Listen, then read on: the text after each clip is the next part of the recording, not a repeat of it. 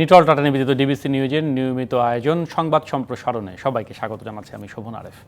দিনের বাছাই করা সংবাদ এবং এর পর্যালোচনা নিয়ে সংবাদ সম্প্রসারণে আজকে অতিথি হিসেবে অনলাইনের মাধ্যমে আমাদের সাথে যুক্ত আছেন সিনিয়র সাংবাদিক অজয় দাশগুপ্ত এবং বিএফইউজের একাংশী সভাপতি জনাব রুহুল আমিন গাজী। আপনাদের দুজনকেই স্বাগত জানাচ্ছি। শুরুতে জনাব রুহুল আমিন গাজী, আপনার কাছে যদি আসি, এই যে প্রায় 17,000 কর্মীর মালয়েশিয়া যেতে না পারা, এই দায় এখন কে নেবে? তদন্ত প্রতিবেদন থেকে ব্যবস্থা নেবার কথা সরকার এখন বলছে বটে, কিন্তু সেটি আগে থেকে কোনো ব্যবস্থা নেবার সুযোগ কি ছিল সেখানে? এখানে আপনি কিভাবে দেখেন বিষয়টি? ধন্যবাদ আপনাকে। আসলে কোনখান থেকে শুরু করবেন, যেখান থেকে শুরু করেন সে সর্বঙ্গে ঘা অবস্থাটা এই জায়গায় দাঁড়িয়ে গেছে। আজকে উনি মন্ত্রী এত কথা বললেন, তো তদন্ত করবেন, তার ব্যবস্থা নেন, যে এই যে এত লোক যেতে পারলেন না, ব্যবস্থা নিয়ে কি হবে? তারা তো যেতে পারবে না, মালয়েশিয়া তো লোক নেওয়া বন্ধ করে দিয়েছে। সুতরাং এখন উনি কি ব্যবস্থা নিলেন কি না নিলে, এই পরিবারগুলি তো আর কিছু আসতে দেন। এই পরিবারগুলি জমি বিক্রি করেছে, ভিটা বিক্রি করেছে, এবং নিঃস্ব হয়ে একটা আগামী ভবিষ্যতের আশায় তার সন্তানকে বিদেশে পাঠিয়ে সে ভালো রোজগার করবে এবং ভালো খাবে, ভালো তৈরি হবে, এই চিন্তা থেকে কাজটা করেছে। এখন সে যে প্রপার্টি বিক্রি করে তার যে ক্ষতি হয়ে গেল, ওই প্রপার্টি সে আর ফেরত পাবে কিনা এবং তার অবস্থাটা কি দাঁড়াবে, এইটা উনি কি তদন্ত করে কি করবেন আমার ঠিক জানা নেই। বিষয়টা হচ্ছে যে আমরা আগে থেকেই জানতাম, মালয়েশিয়া অনেক আগে থেকে ডিক্লেয়ার করেছিল যে এই তারিখের পরে কোনো লোক নেওয়া হবে না, তারা বলে দিয়েছে। এখানে সরকার সংশ্লিষ্ট মন্ত্রণালয় কেন বিষয়গুলি আগে থেকে তদন্ত করে বা ব্যবস্থা নিয়ে এগুলি ব্যবস্থা গ্রহণ করলেন? তাইলে তো আজকে এয়ারপোর্টে গিয়া এই লোকজন বসে থেকে এই অবস্থা হতো না। এখন ঘটনা ঘটে যাওয়ার পরে তদন্ত করে কি ব্যবস্থা নিলেন, একটা ইনকোয়ারি কমিটি করলেন, উনি 6 মাস পরে রিপোর্ট দিলেন। সেই রিপোর্ট আর বাংলাদেশ তো কোনো তদন্ত রিপোর্ট তো কোনো আলোর মুখ দেখে না, দেখলেও কোনো কার্যকর হয় না, এবং কি রিপোর্ট দিবেন তার উপর নির্ভর করে আলোচনা করে রিপোর্ট দেয়। বিষয়টা হলো যে সদিচ্ছা যদি থাকতো, আমাদের মন্ত্রণালয় সঠিক পদক্ষেপ গ্রহণ করতেন, তাহলে আজকে এই দৃশ্যটা জাতিকে দেখতে হতো। কারণ তাদের জানা ছিল যে এটা আগে থেকেই মালয়েশিয়ার ডিক্লারেশন ছিল যে তারা নিবেন। সুতরাং আগে কেন সংশ্লিষ্ট এজেন্সিগুলির সাথে মন্ত্রী বসলেন না এবং তাদেরকে কেন বললেন না তোমাদের কোনো টিকিট বাকি আছে না, তোমাদের কোনো ব্যবস্থা আছে কিনা, কি আছে? তারপর ফ্লাইট কেন অতিরিক্ত করা হলো না, টিকিট কেন তারা নিতে পারলো না? এই ব্যবস্থাগুলি 1 সপ্তাহ আগে থেকে যদি করা হতো, তাহলে আজকের এই দৃশ্যটা নিয়ে এটা নিয়ে আমাদের আজকে আলোচনা করতে হতো না। কাজেই তারা সেই ব্যবস্থাটা গ্রহণ করেনি। আজকে এই যে হাজার হাজার লোক যেতে পারলো না, এদের পরিবারগুলি যে নিঃস্ব হয়ে গেল, এই যে আগেই তারা গরিব ছিল, যেটুকু ভিটাবাটি ছিল সেগুলি বিক্রি করে তারা আরো ক্ষতিগ্রস্ত, এই দায় কে নিবে? না, এটা সেই সাথে প্রতিমন্ত্রী কিন্তু এটিও বলেছেন যে কর্মী পাঠাতে যে অতিরিক্ত টাকা আদায় হচ্ছে সেই বিষয়ে তার কাছে কোনো তথ্য নেই। তিনি বলেছেন যে সিন্ডিকেটের বিষয়টি তিনি বিশ্বাস করেন না। একই সাথে যে মানে মালয়েশিয়া যদি পছন্দ মতো এজেন্সির মাধ্যমে কর্মী নেয়, সেখানে তো আসলে বাংলাদেশের কিছু করণীয় নেই। এই এই না না বক্তব্যের এগুলি এগুলি এগুলি একজন মন্ত্রী খুব আপত্তিকর কথা, যে তিনি তার এত বড় মন্ত্রণালয়, এতগুলি এজেন্সি কাজ করতেছে, তাদের কার্যক্রম উনি জানেন না, সিন্ডিকেট উনি চিনেন না, কোনো জানেন না। মালয়েশিয়া তার পছন্দ মতো যে এজেন্সির কাছ থেকে নিক না কেন, সে এজেন্সির সাথে মন্ত্রী কথা বলতে পারতেন যে তুমি কত লোক নিচ্ছ, কত লোক কি করছো, কি অবস্থা, এরা টিকিট পাইছে কিনা, বিমানের ফ্লাইটের কি অবস্থা, এগুলি বিমান মন্ত্রণালয়ের কথা বলে উনি কি ব্যবস্থা গ্রহণ করতে পারতেন না? এগুলি এই উদুরপিন্ডি বুদুর গাড়ি চাপিয়ে নিজে এই যে আত্মরক্ষা করার একটা চেষ্টা, প্রবণতা, এটা অতীত হয়েছে, এখনো হচ্ছে। এই বাংলাদেশে আমাদের জাতিগত যে অবস্থা, ভবিষ্যতে হয়তো এটা দুঃখজনক। জি, ধন্যবাদ জনাব রুহুল আমিন গাজী। আমি অজয় দাশগুপ্তের কাছে একই বিষয়ে জানতে চাই যে প্রবাসী প্রতিমন্ত্রী যেটি বলেছেন সেটিকে আপনি কিভাবে দেখছেন? সেই সাথে আমাদের আরেকটি খবর ছিল যে এজেন্সির প্রতারণা গাফিলতিতে এই যে মালয়েশিয়ার যেতে কর্মীরা যেতে কেউ যদি মানে যারা যেতে পারেননি তারা যদি মামলা করেন তাহলে সিআইডি তদন্ত করে দেখবেন। না, এখন সংক্ষুব্ধ কারো অভিযোগ ছাড়া কি সরকার নিজে থেকে কোনো ব্যবস্থা নিতে পারে না? আমাদের যেখানে রিজার্ভের একটি সংকট, আমাদের রেমিটেন্সের এরকম একটি সুযোগ হারানো, সবকিছু মিলিয়ে বিষয়টিকে আপনি কিভাবে ব্যাখ্যা করেন? মালয়েশিয়া আমাদের বড় শ্রমবাজার, কিন্তু কয়েক দশক ধরে এখানে প্রথম দিকে যারা গিয়েছিল, আমার মনে আছে, আমার খুব পরিচিত একটি ছেলে গিয়ে চিঠি লিখেছিল যে এরকম হনুমানে কামড়ায়, সাপে ছোবল মারে, এরকম পরিবেশে বনে জঙ্গলে কাজ করে তারা। এটা 93-94 ওইরকম একটা সময় আর কি। এটা আমি সংবাদে তখন কাজ করতাম, এই চিঠিটা ছেপে দিয়েছিলাম। সন্তোষ গুপ্ত তখন দেখতেন। তো এরকম এই যে যারা জনশক্তি রপ্তানি করে, তারা প্রতিবাদ পাঠালো যে না, এইসব কিছুই হয় না, ওখানে একেবারে চমৎকার পরিবেশ, এই প্রধানত পাম অয়েলের যে বাগান কাঁচামালের, সেইখানে কাজ করে, খুবই ভয়ঙ্কর পরিস্থিতি। সেটা মালয়েশিয়ার উন্নয়নে তো আমরা মুগ্ধ। আমাদের এখানে মাহাথির মোহাম্মদ হতে হবে, ওরকম রাজনৈতিক ব্যবস্থা গড়ে তুলতে হবে, এগুলো তো আমরা বহু সময় শুনেছি আর কি। আবার আমরা এখনো শুনি কিন্তু মালয়েশিয়ায় যে আমাদের এই যে একেবারে বাংলাদেশের লোকেরা সেখানে বাড়ি কিনছে, ব্যবসা প্রতিষ্ঠান করছে, ওখানে ক্যাসিনোর এলাকা, বিদেশি বিনিয়োগকারী দ্বীপ আলাদা দিয়ে দিচ্ছে রাজনৈতিক নেতাদের সঙ্গে ঘনিষ্ঠ দেশি বিদেশি ব্যক্তিদের। কিন্তু যেটা আমাদের মন্ত্রী বললেন, এটা তো দুর্ভাগ্যজনক। প্রথমত আর্ট অফ টকিং, কথা বলা, এগুলো জানা উচিত। যদি অভিযোগ করে 16-17 হাজার লোক যেতে পারে, আমাদের তো কর্মসংস্থান ব্যাংক করা হয়েছে কয়েক বছর আগে, যুক্তি দেওয়া হয়েছিল না যে না, মন্ত্রী বলেছেন যে তিনি মানে এটি তদন্ত করে দেখবেন, আর সিআইডি থেকে বলা হয়েছে যদি সিআইডির কাছে কেউ মামলা করে তাহলে মানে এজেন্সির বিরুদ্ধে প্রতারণার মামলা করে। মামলা কারণ এই যে 16,000 লোকের, 17,000 লোকের মধ্যে কয়েকশো লোকের বয়ান ছাপা হলো, টেলিভিশনে দেখানো হলো, পত্রিকায় ছাপা হলো, এইগুলো কি এভিডেন্স না? আমরা তো বহু অপরাধ মামলার ক্ষেত্রে জানি যে এমনকি সংবাদপত্রের ভাষ্যকেও গ্রহণ করা হয় মানে মামলা সাক্ষী হিসাবে। তো এইরকম বহু জনে বলছে মামলা করতে, সিআইডি নিজে অনুসন্ধান করবে না? পুলিশ, গোয়েন্দা, এত বিভাগ আছে। আমাদের বাইরা, আমার মনে আছে মোশাররফ হোসেন নামে একজন ছিলেন, বাইরা সভাপতি ছিলেন এই 90-92 ওই দিকটায়, নোয়াখালীতে বিএনপি থেকে এমপি ছিলেন। এই ধরনের অভিযোগগুলো তখনও উঠতো, এখনো উঠতেছে। মানে সরকার বলছিল যে আমরা এই ব্যাংক থেকে, কর্মসংস্থান ব্যাংক থেকে টাকা দেব, কাউকে অতিরিক্ত খরচ করতে হবে না, ঋণ নিয়ে তারা বাইরে যাবে, চাকরি পেয়ে সেই ঋণের টাকা শোধ করতে হবে, জমি জমা বিক্রি করতে হবে না।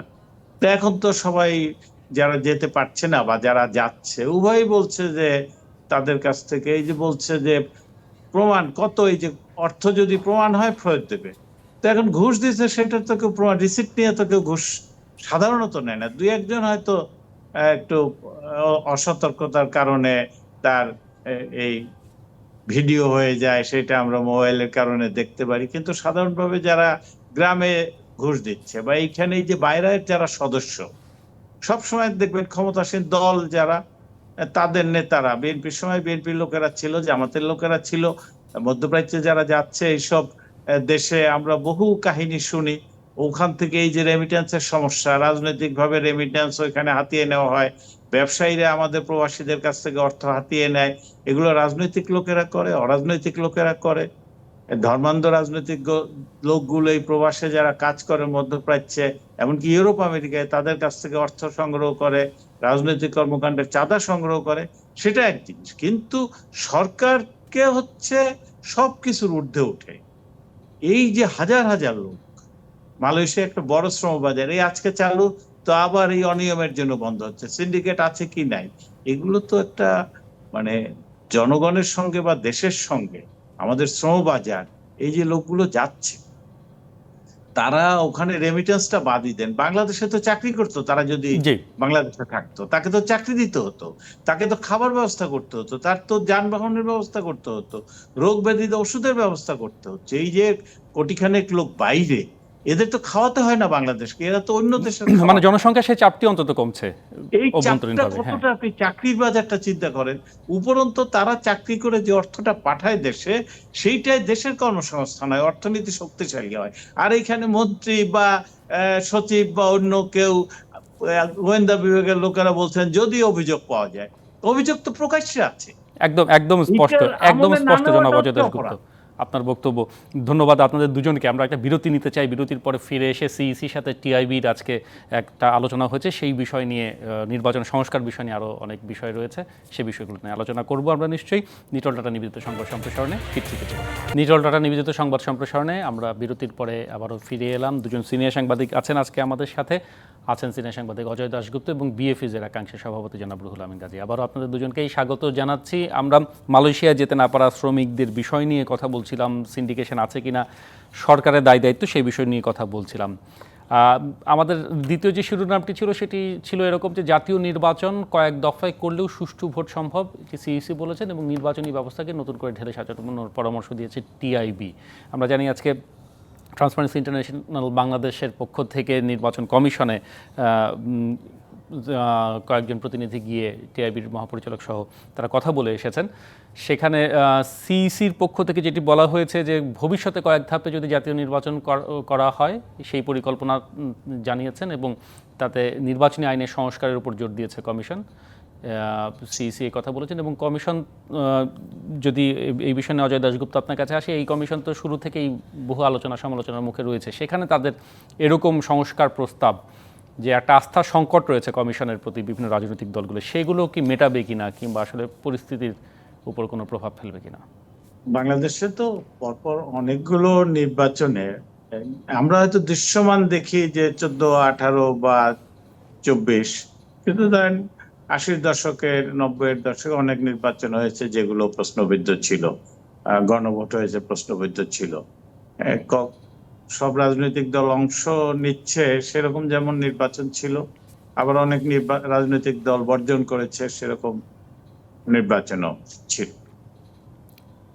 এটা তো একটা বড় সমস্যা রাজনৈতিক অঙ্গনে রয়ে গেছে যে সব দল, আবার সব দল বলতে কি বোঝায়, যারা মুক্তিযুদ্ধের বিরোধিতা করেছে, গণহত্যা করেছে, ধর্ষণ করেছে, তারাও সব দলের মধ্যে পড়ে কিনা, কিংবা ধরেন রাজনৈতিকভাবে সন্ত্রাসী কর্মকাণ্ডে বিভিন্ন সময় জড়িত, তারাও রাজনৈতিক অধিকার ভোগ করতে পারে কিনা, এইসব প্রশ্ন বিভিন্ন সময় উঠে।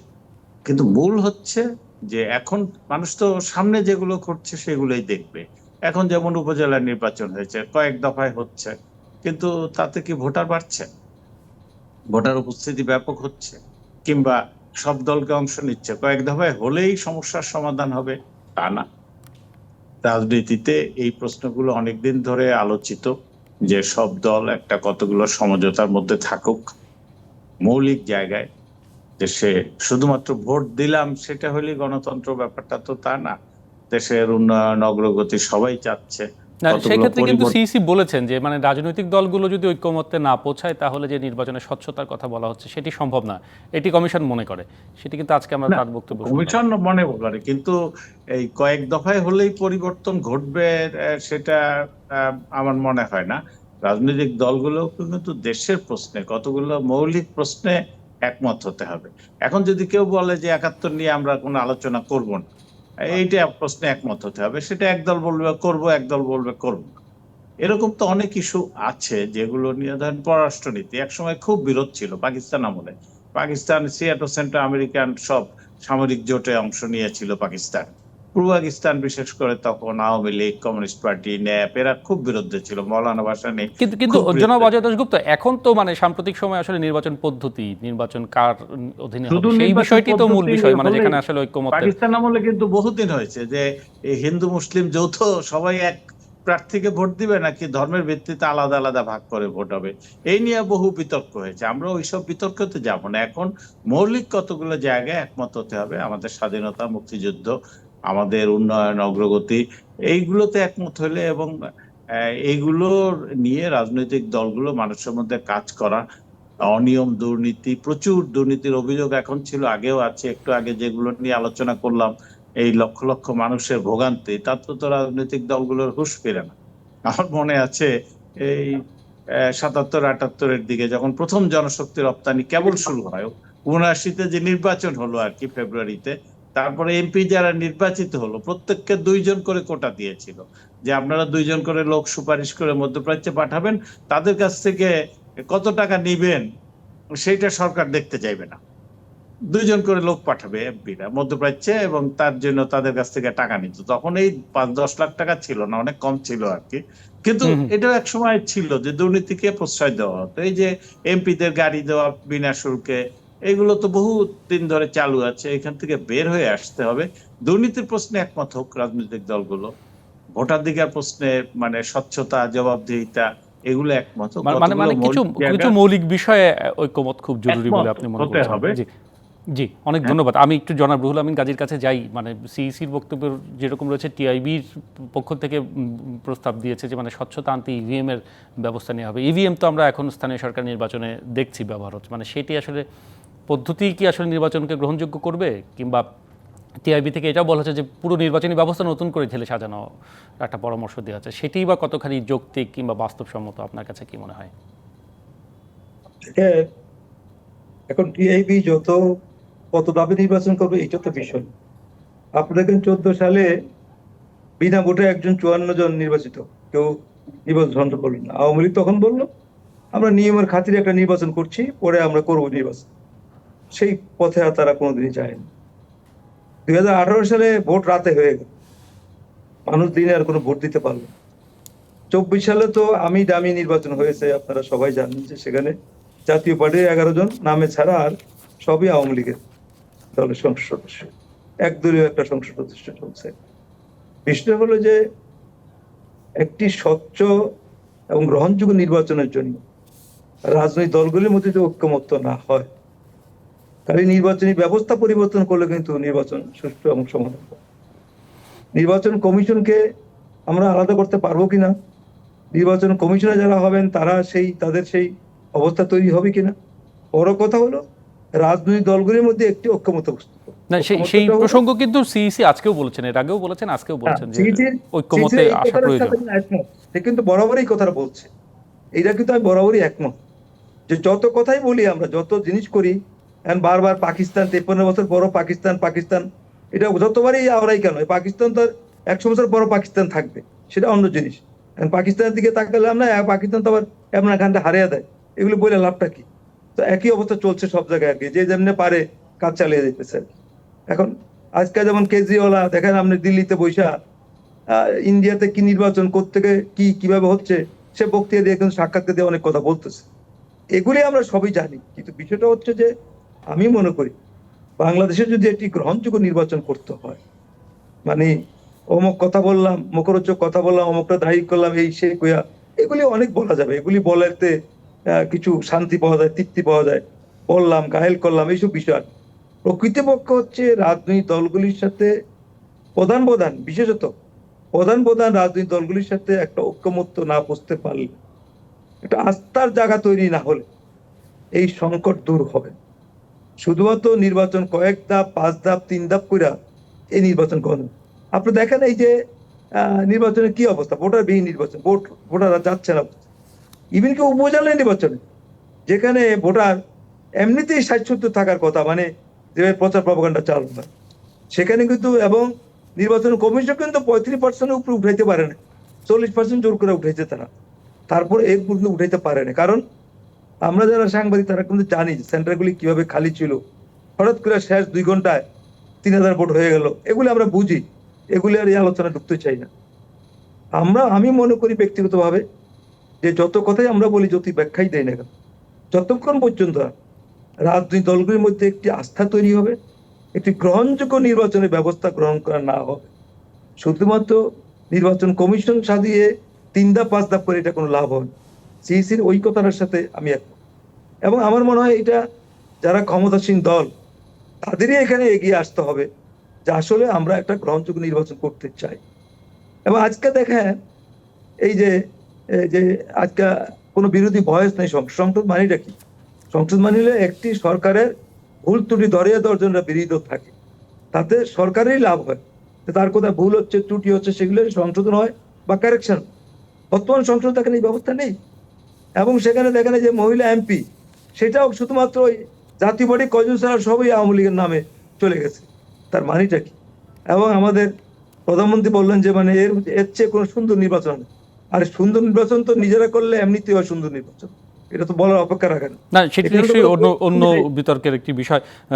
না না, আমি বিতর্কে যাচ্ছি না, আমি বলছি যে নির্বাচন যদি আপনি গ্রহণযোগ্য করতে চান, হুম, তাহলে সকল দলের মধ্যে সাথে ঐক্যমত্য হতে হবে একটি গ্রহণযোগ্য নির্বাচনের জন্য। অনেক একদম তাহলে স্পষ্ট। আপনি নির্বাচনী ব্যবস্থাটা কি করলেন না করলেন এটা নিয়ে খুব বড় সমস্যা না, কিন্তু দলগুলির মধ্যে একটা আস্থা তৈরি হইতে হবে, ঐক্যমত্য বসতে হবে একটি গ্রহণযোগ্য নির্বাচনের জন্য। অনেক ধন্যবাদ রুহুল তাহলেই আমিন আমি গাজী। মনে করি এই সংকট কাটবে। অনেক ধন্যবাদ অজয় দাশগুপ্তকে। আমাদের সময় হলো আরও একটি বিরতির। নিটল টাটা নিবেদিত সংবাদ সম্প্রসারণে ফিরছি আমরা কিছুক্ষণ।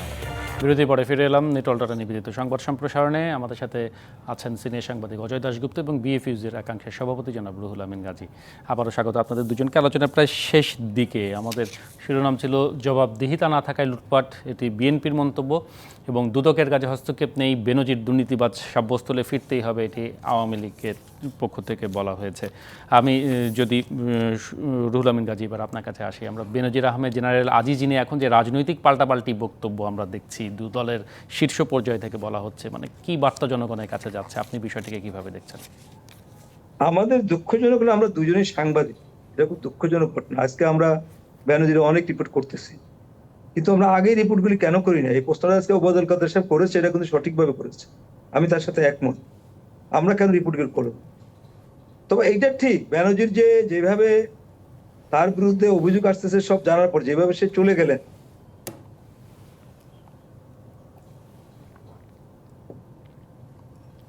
জনাব রুহুল আমিন গাজীর সংযোগটি বোধহয় আমরা হারিয়েছি। সংযোগ ফিরলে আমরা কথা বলার চেষ্টা করব। আমরা আজকে সংবাদ সম্প্রসারণে বেশ কিছু বিষয় নিয়ে আলোচনা করতে চাই। তো তখন চলে গেলেন কি করে?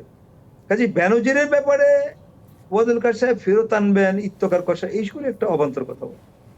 ব্যানার্জির চলে গেছে, বুঝে শুনে চলে গেছে, তার ব্যাংক থেকে সমস্ত অ্যাকাউন্ট থেকে টাকা নিয়ে গেছে, কয়েকটা ফ্ল্যাট বিক্রি করে সে চলে গেছে। এখন দুর্ভাগ্য হলো যে আমাদের এখানে আমরা যেমন সাংবাদিকতার ক্ষেত্রে সঠিকভাবে সাংবাদিকতা করছি না, এটা আমি স্বীকার করতে আমার একটু কোনো আপত্তি নেই। এবং সে কারণে আজকে আমাদের সমাজে অনেক অপরাধ এখনো চলছে, যেটা আমরা কোনো না কোনো কারণে আমরা লুকিয়ে যাচ্ছি। আর সে কারণে আর সরকারের যে দায়িত্ব ছিল, ব্যানার্জিকে যে যারা শুদ্ধচার পুরস্কার দিলেন, তারা কি জানতেন না? তারা কি খবর নেন নাই? তারা কি জানতেন না কি হচ্ছে? ব্যানার্জির সরকারের পুলিশের সমস্ত পোস্টগুলিতে ছিল, এবং তখন কি জানতেন না তারা কি হচ্ছে? সরকার একেবারে কিছু জানেন না, বিষয়টা এমন বলা ঠিক হবে? এমন বলা কোনোভাবেই ঠিক হবে? কোনো না কোনো এজেন্সি তো একটার বিরুদ্ধে একটা রিপোর্ট করেই, সেগুলি অবশ্যই যথাযথ জায়গায় যায়। তো সেগুলি ব্যাপারে আমরা যথাসময়ে কেন অ্যাকশন নিলাম না, কেন কিছু করলাম না? এখন সে অবারিত দান নিয়ে চলে গেল। কালকে স্বরাষ্ট্রমন্ত্রী বললেন আমরা তো নিষেধাজ্ঞা দেই নাই। আরে আপনি তো নিষেধাজ্ঞা দিবেন কি? আপনি তার পার করেছেন, নিষেধাজ্ঞা দিবেন কোত্থেকে? আপনি এখন এই কথা বলছেন কেন নিষেধাজ্ঞা দেই নাই? আপনি জানেন তার বিরুদ্ধে কি হচ্ছে, সে গেল কি করে? এয়ারপোর্টে কেন বলে রাখেন না যে সে যেতে পারবেন? সুতরাং এগুলি হলো অবান্তর কথাবার্তা, ফিরে আসবে, এই করবে সেই করবে, এই সমস্ত কথা। আজিজ সাহেবের ব্যাপারে আমি এখনো কিছু বলতে চাই না, এখন সেটা দেখা যাক, সামনে আসলে দেখা যাবে। এখন যে ব্যানার্জির যেভাবে এতগুলি কাজ করে চলে গেলেন, এটা আমাদের সকলের জন্য দুর্ভাগ্যজনক। এবং আমি জানি না এরকম আরো কত ব্যানার্জি তৈরি হয়েছে আমাদের সমাজে। একদম আল্লাহ স্পষ্ট কবে আপনার আমাদের এই বক্তব্য। সমাজ থেকে ব্যানার্জি থেকে মুক্ত করবেন, এটা দাদা কিছু বলতে পারবে, আমি বুঝতে পারতেছি না।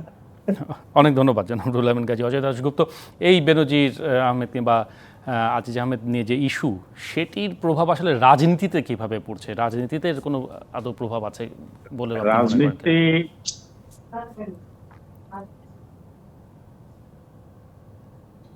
জি, আমরা আপনাকে শুনতে সমাজ, পাচ্ছি, আপনি আপনি বলুন। একটু ইলেকট্রিসিটি ডিস্টার্ব করছে। হ্যাঁ, আমরা শুনতে পাচ্ছি আপনাকে, আপনি বলুন। রাজনীতি, সমাজ, সব জায়গায় কিন্তু এটার মানে ভালো প্রভাব নয়, মন্দ প্রভাব। আমরা এই যে কেউ দেশের বাইরে চলে যেতে পারলো, কেউ পারলো না, এটা একটা সমস্যা হয়। মানে আর অন্য জায়গায় একজন মনে করবে যে আমাকে এরকম সুযোগ থেকে আমি অন্যায় করলাম, আরেকজনে অন্যায় করে পার পেয়ে গেল, এবং যে অন্যায়ের প্রতিকার তো সমাজে বা একটা বড় বাহিনী, সেগুলোতে অবশ্যই সরকারের জন্য এগুলো বিব্রতকর, তো বুঝতেই পারেন। না হলে সরকারের দলের যে মূল, তিনি তো বলেন না এমনি যে আপনার আগে বের করেন নাই কেন। এখন বাহিনীগুলো বলি আর সরকারের বিভিন্ন অঙ্গ বলি, সব জায়গায় কিন্তু নিজস্ব অনিয়ম নির্ধারণের জন্য কমিটি আছে, ব্যবস্থা আছে। সেই কাজ অর্গানগুলো বা সেই সংগঠনগুলো তো কাজ করে না, বোঝা যায়। প্রত্যেকটা সরকারি প্রতিষ্ঠানে যদি বলেন ইন্টারনাল অডিট এগুলো আছে। তো শুধু সাংবাদিকরাই কি বের করবে? কোনো বাহিনী প্রধান হোক আর বড় ধরনের কোনো সরকারি কর্মকর্তা হোক, এমনকি মন্ত্রী হোক, সরকারের নিজস্ব ব্যবস্থা আছে না যে তারা গুরুতর অনিয়মের পথে চলছে। এই জায়গাগুলো কিন্তু আহ সমাজের জন্য, প্রত্যেকটা রাজনৈতিক দলের জন্য, দলের মধ্যেও যদি কেউ ভুল ভ্রান্তি করে, অনিয়ম করে, জনগণের জন্য বা দেশের জন্য, অর্থনীতির জন্য ক্ষতিকর কাজ করে, তাহলে শুধু আইন শৃঙ্খলা বাহিনী দেখবে, দলটা দেখবে না যে তার কোনো অঙ্গ সংগঠন বা দলের সঙ্গে সংশ্লিষ্ট কোনো ব্যবসায়ী কোনো অনিয়ম করছে। সেগুলো দেখতে হবে। এগুলো কিন্তু আওয়ামী লীগ, বিএনপি, অন্য দল সবারই কিন্তু ভাবার ব্যাপার আছে যে অতীতে এরকম অভিযোগ উঠেছে, তার মানে এইটা না যে বর্তমানের অভিযোগটাকে লঘু করে দেখতে হবে। বর্তমানেরটাই সবাইকে, মানুষ কিন্তু সবসময় দেখবে যে কারেন্ট যেটা সেটা বেশি আলোচনা হবে। আমার মনে হয় যে এই জায়গাগুলো, এই একাধিক অভিযোগ এবং এগুলো কিন্তু প্রকৃতই রাজনীতিকে প্রভাবিত করবে, এবং আমরা চাইবো যে ভালোর দিকে সিদ্ধান্তগুলো আসুক, জনগণের মধ্যে এগুলো নিয়ে একটা সমাধানের দিকে, যে মানুষ চাক যে যাদের দায়িত্ব হচ্ছে মানুষের কতগুলো কল্যাণ মঙ্গল করা, দেশের জন্য ভালো করা, অর্থনীতি সেটাকে আরো শক্ত সবল করার জন্য শান্তি শৃঙ্খলা রক্ষা করা, সেই জায়গাটা তো মানুষ দেখতে চাইবে এবং এই বাহিনীগুলো পরিশীলিত হবে। এটা হচ্ছে সবারই কাম্য থাকবে। এবং শুধু বাহিনীগুলো না, সরকারি যেগুলো, এই যে শুরুতে আলোচনা করলাম বিদেশের জনশক্তি, ম্যান পাওয়ার নিয়ে, হ্যাঁ, এগুলো তো সরকার ইন্টারনাল কতগুলো বিধিবিধান কাজ করবে না, সাংগঠনিক পদ্ধতি কাজ করবে না, যে এত অনিয়ম ঘটছে, হাজার হাজার লোক যেতে পারছে না দেশের বাইরে। আর আমরা বলবো যে অভিযোগ আসলে পরে, তো বেনজির সাহেবের সম্পর্কে এরকম যে অভিযোগ আসলে, অভিযোগ না আসলে কি বাহিনী ইন্টারনাল তদন্ত করবে না? অবশ্যই করতে হবে। এবং স্মার্ট বাংলাদেশ করার শর্ত কিন্তু এইগুলো। জি, মানে সেটি আসলে প্রকৃত স্মার্ট হয়ে ওঠার পক্ষে কাজ করবে বলে অনেকে অভিযোগ নিশ্চয়ই করবে, মনে করছি। আমরা তখন কিছু একটা করব, এটা কোনোভাবেই হতে পারে না। অনেক অনেক ধন্যবাদ জনাব অজয় দাশগুপ্ত, জনাব রুহুল আমিন গাজী, আপনাদের দুজনকে ধন্যবাদ জানাতে চাই এতক্ষণ আমাদের সাথে যারা ছিলেন। এই ছিল আমাদের আজকের নিটল টাটা নিবেদিত সংবাদ সম্প্রসারণে। থাকুন ডিবিসি নিউজের সাথে।